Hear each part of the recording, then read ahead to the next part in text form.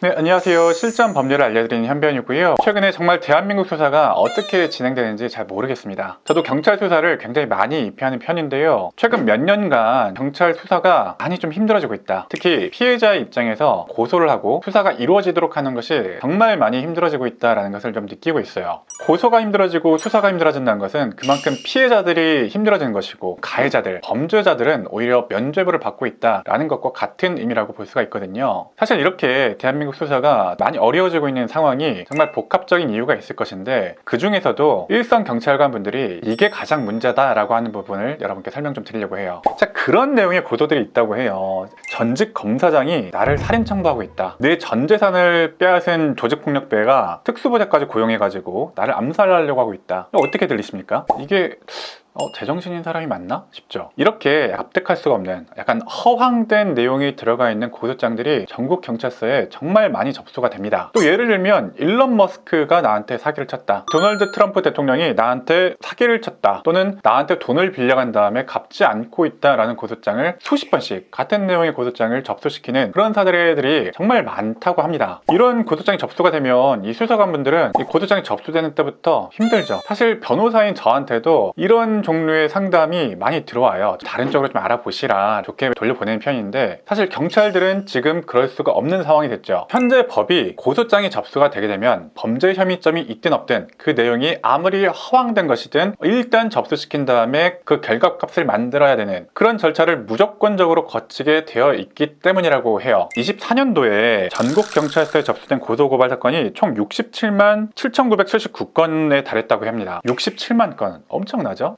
그 직전에 2023년도에 어땠을까? 한 40만 건이 좀 넘었다고 해요. 1년 만에 한 50%가 늘어나 버린 거죠. 수사관은 그대로인데 고소 건수가 늘었다. 그러면 인력은 그대로인데 할 일만 늘어난 거잖아요. 왜 이런 변화가 생긴 겁니까? 23년도 10월에 법 개정을 통해서 검경 등 수사기관이 고소 고발장 접수 의무 조항이 신설이 됐습니다. 과거에 국민들이 고소장이나 고발장을 접수하려고 하더라도 접수를 담당하는 이 수사관들이 내용이 좀 부실하다라고 반려시킨다던가 고소장을 또 받지 않는 그런 경우가 있었다는 거죠. 사실 그것으로부터 억울함을 느끼는 분들이 굉장히 많았어요. 그래서 저도 예전에 21년도쯤인가 이렇게 고소장을 받지 않는 경우에 무조건 받게 하는, 예를 들어서 등기 우편으로 보낸다든가 하는 방법들을 여러분께 설명드린 적도 있습니다. 그러면서 전제를 단 적이 있죠. 고소장 접수를 반려하는 이유는 실제로 그 고소장을 통해서 상대편을 처벌할 수 있을 만한 입증 자료가 없다든가, 아니면 내용 자체가 범죄가 성립하지 않는 경우, 민사적으로 처리할 것을 형사에 무작정 가져오는 경우, 그런 경우로 보이기 때문에 접수를 반려하는 거다, 이렇게 말씀 좀 드린 적이 있어요. 이렇게 접수가 반려가 되었다면 내 고소장에 문제가 없는지, 입증 자료는 충분히 있는지, 법리적으로 구성은 잘 되어 있는지를 따져본 이후에 다시 한 번 더 고소장을 접수시키라 라고 말씀 좀 드린 적이 있습니다. 과거에 이런 수사 관행들이 절대 잘한 것이다 라고 말씀 좀 드리는 게 아니고요. 과거에 이렇게 반려하던 것들을 이제는 무작정 접수시킨 다음에 어떻게든 수사를 절차적인 진행을 해야 되는 거, 이게 문제라는 겁니다. 과거에도 그랬죠. 이렇게 반려시키고 접수에 대해서 고려를 하는 게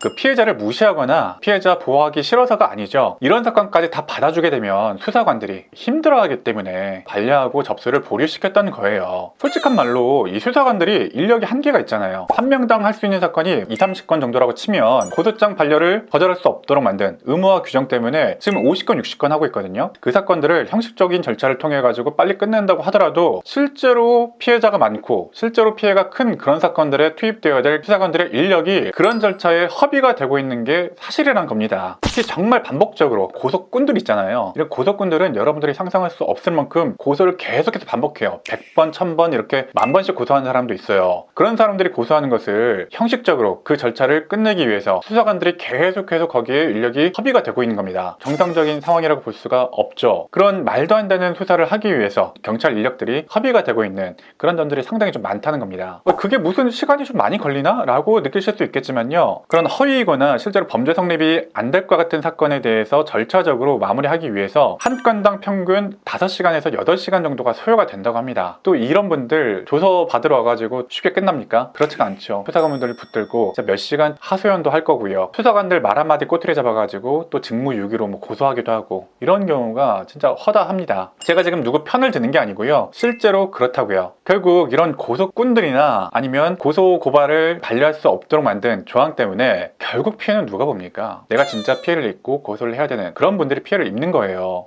실제로 경찰에 가보면요, 저도 진짜 뭐 답답하고 진짜 열받는 경우도 많이 있지만 열심히 하는 수사관분들은 눈 시뻘개져가지고 그 찬물로 세수하면서 수사하고 있고요. 일선 수사관분들이 수사를 할 수 있는 환경을 좀 만들어줘야지 무작정 욕만 한다고 될 게 아닙니다. 일단 인력이 보충이 돼야 되는데 인력 보충 안 되고 있죠. 또 검경 수사권 조정 때문에 과거에는 검찰이 하던 수사도 지금 경찰이 다 떠안고 있죠. 또 보안 수사나 재수사에 따른 수사를 과거에 검찰이 하던 거 이것도 다 경찰이 다 하고 있잖아요. 기본적으로 경찰의 업무 부담이 늘어난 상태이고 이제 범죄 인정되지 않는 사실에 대한 고소 이런 것들 반려도 못하게 법이 바뀌었기 때문에 지금 현재 일선 수사관분들의 인력난, 업무 부담이 너무 크게 불어난 상태입니다. 진짜 이게 누구 머리에서 나온 건지 모르겠는데 상식적으로 물고기 30마리가 건강하게 살 수 있는 어항이 있다면 거기다가 60마리, 70마리 때려 넣으면 다 폐사할 거 아니에요. 같은 얘기로 한 달에 30건, 40건 정도 정상적으로 처리할 수 있는 수사관에게 60건, 70건 넣어버리면 그게 수사가 되겠습니까? 아무런 대비책 없이 나온 이런 탁상 공론으로 나온 정책 때문에 일선 수사관들이 힘들고 결국 그 피해를 또다시 피해자분들이 입고 있는 지금 현재 상황인 겁니다. 네, 오늘은 일선 수사관분들이 이것 때문에 가장 힘들다라고 하는 부분에 대해서 좀 설명 좀 드렸고요. 미우나 고우나 수사관분들이 수사를 하셔야 범죄자들도 좀 잡고 선량한 피해자분들이 피해를 회복할 거 아니에요. 수사관분들 뭐 150%, 뭐 1.5배 확충할 거 아니면 인센티브 팍팍 줘가지고 수사관분들 좋은 인력들을 확보할 수 있도록 그렇게 할 거 아니면 기존에 하던 수사라도 계속 할 수 있게 그렇게 제도가 좀 다시 정비되어야 될 것 같아요. 자, 오늘 내용이 흥미로우셨으면 구독과 좋아요 한 번씩 눌러주시면 감사하겠습니다. 현변이었습니다.